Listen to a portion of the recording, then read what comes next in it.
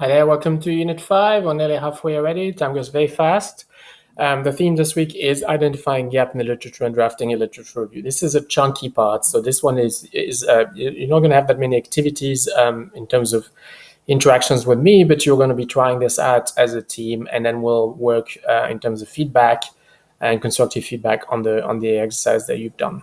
So today I'm going to quickly explain to you what these essential aspects of the literature review. First of all, I explain to you the purpose of the literature review. Then we'll talk about the nature, the format, the tone, the structure of literature review, and then we'll talk about some of the dangers. We'll come back to it in the collaborate session. In the meantime, you will work in groups on a sort of homework, a practice, and then at the end of the unit, you'll be ready to begin your own literature review on your own topic. There's a lot of flexibility here. If you're a little bit late, we'll work with it, but it is an important part of the course here, sort of central element of the proposal. So why do we need a literature review? So there's three major goals. We've seen that the scientific process builds on the shoulders of people before us. So really, we can't position a step that we would like to shift the field on if we don't know where we are. So it's essential that really that we achieve, and that's what we do with a literature review, a snapshot of what's been done up to the point where you begin, because otherwise you'd be duplicating things that have been done already. So it's really this notion of linear progression of science, and that there's no point starting on findings that have happened 3 or 4 years ago. You need to start on findings that have happened today.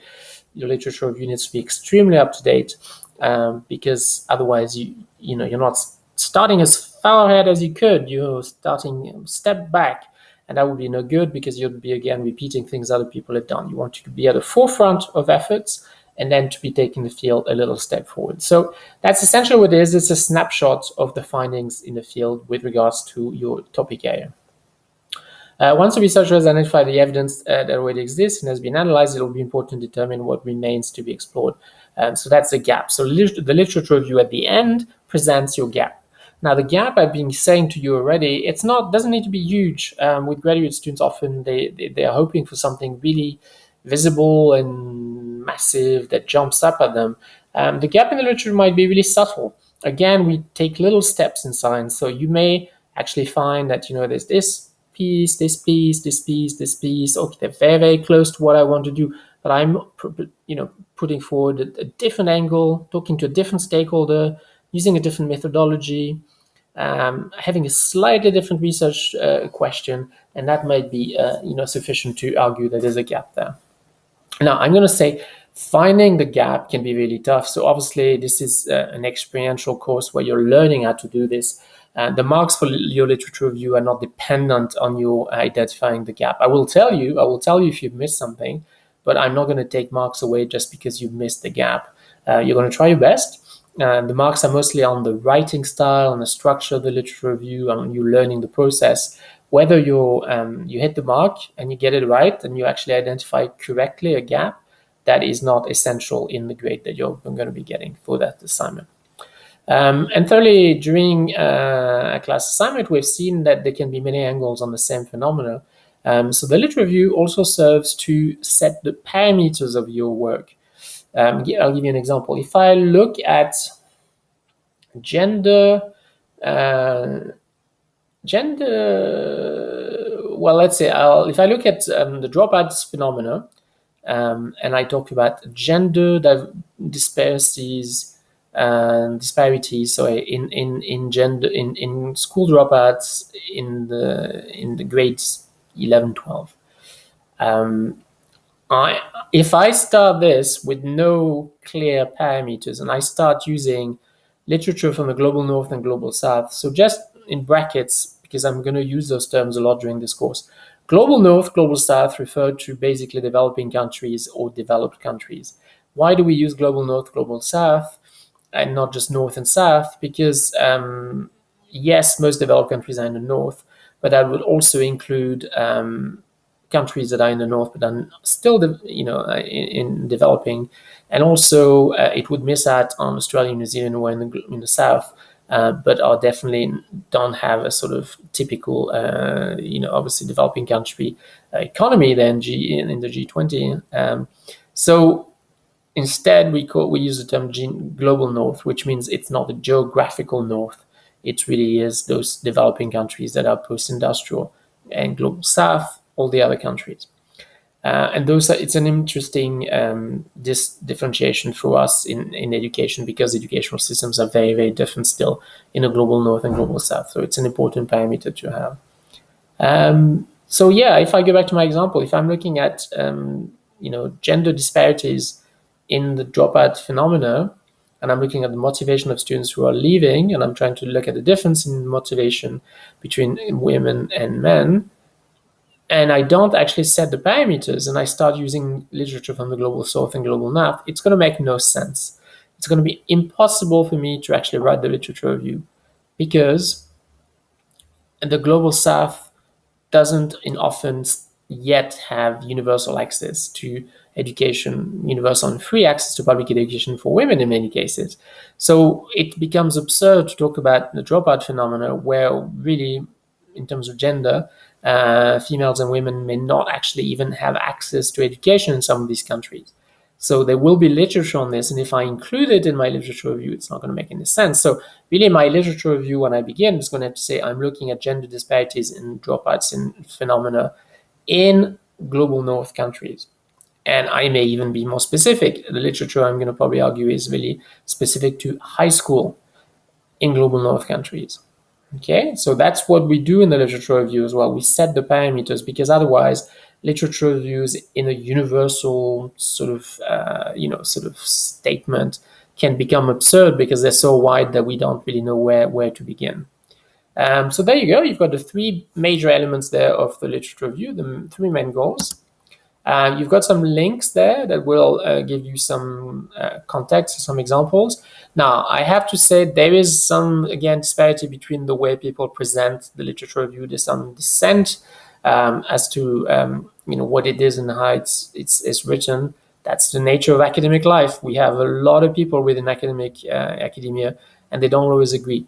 But I'm going to try and present to you a middle ground there of what most people agree on, right? But if you do see small disparities and you want to come back to me and say, hey, Phoebe, you said this, but look, this other website says this, accept the fact there will be slight differences in the positions and views of people and their expectations with regard to literature review. But we're going to hit for that sweet middle there where most people agree on.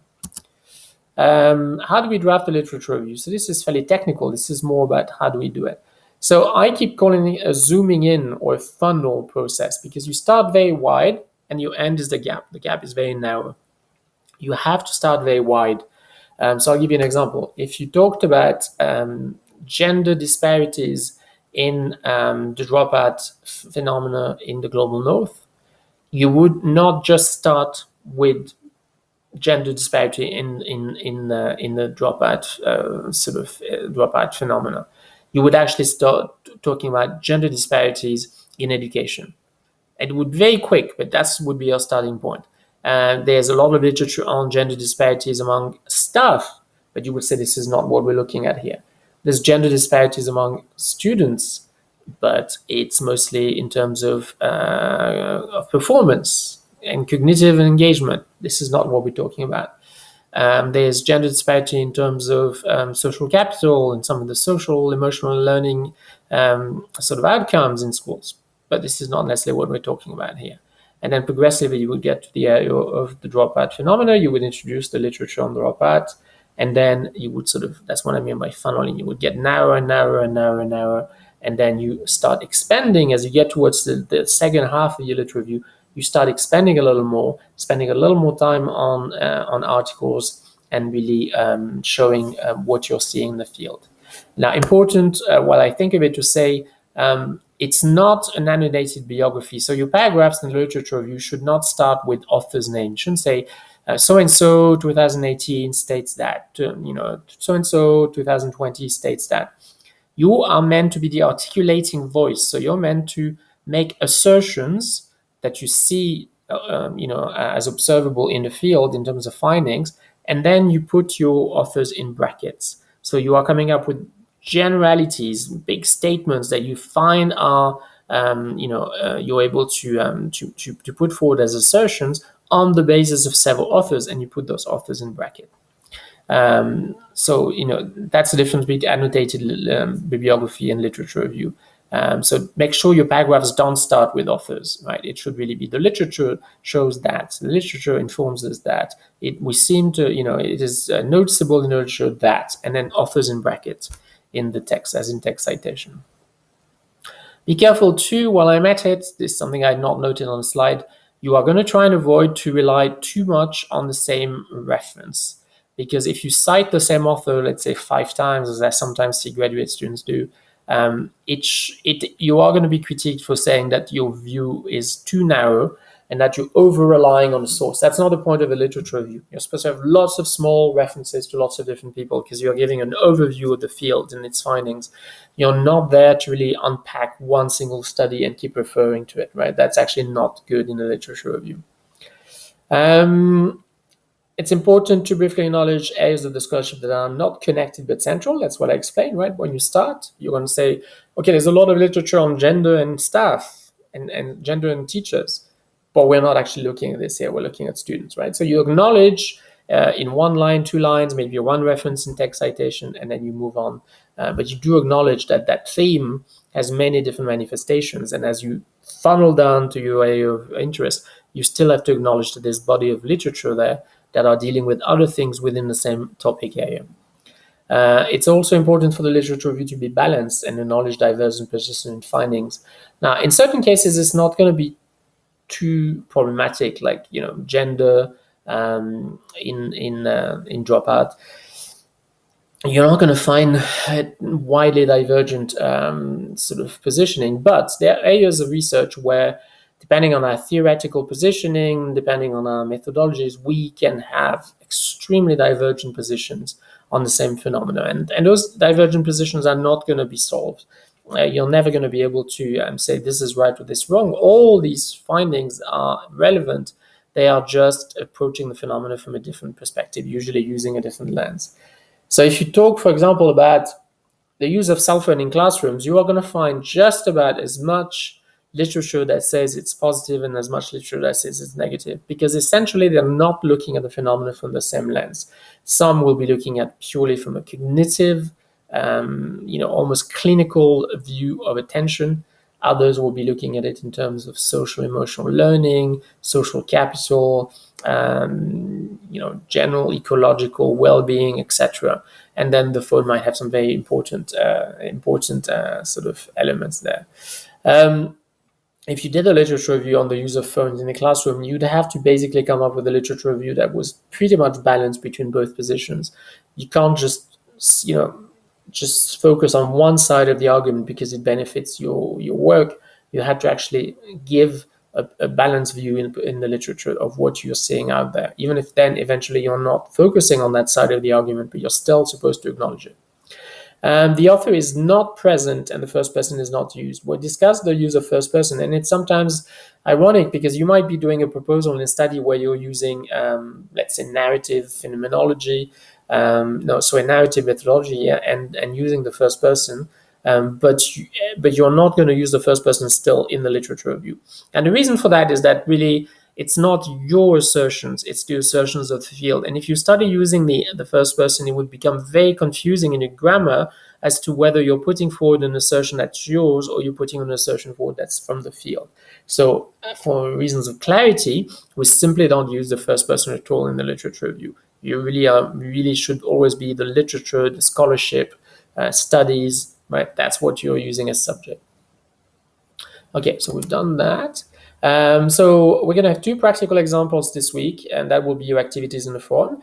You have a text from Hall, which is picked pretty much randomly, but it has a literature review, and it's pretty convenient for critiquing. So the first is to, as a whole class exercise, we're going to critique it. So on the basis of everything I've said to you and everything that you read in terms of resources, try and critique Hall and tell me just read the literature review, nothing else. You don't need to read the article.